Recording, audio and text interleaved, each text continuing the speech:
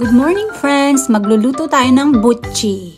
First, kailangan natin ng sesame seed, glutinous rice, sugar, and a choice of your oil or cooking oil. First, gawa ako ng palaman, mung bean, hugasan, lutuin, smash, at lagyan ng sugar at palamigin. At kailangan ganyan ang texture.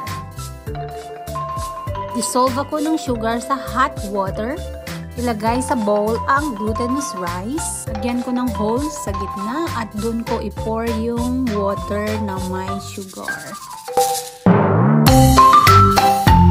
Halu-haluin hanggang maging dough na ganyan. Now, gawa tayo ng maliliit na dough. Bilug-bilugin. Ganyan sa video. First time kong gumawa kaya parang ang lalaki talaga ng ginawa ko. Next, lagyan natin ng hole sa gitna at dyan natin ilagay yung ginawa kong mung bean na palaman. Scoop natin yung eksakto lang dun sa ginawa na hole and para ma-close natin ng mabuti. Since first time ko, nahihirapan akong i-close.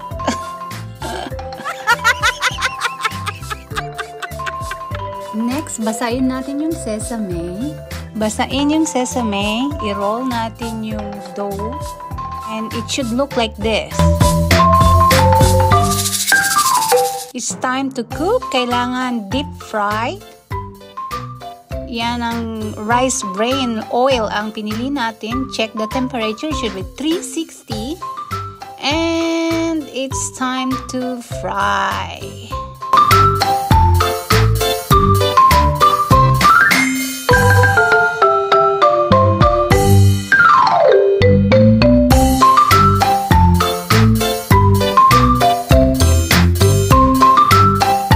Kapag luto na, ilagay natin sa pinggan na may tissue para hindi siya oily. At ganyan yung itsura niya. Yum, yum!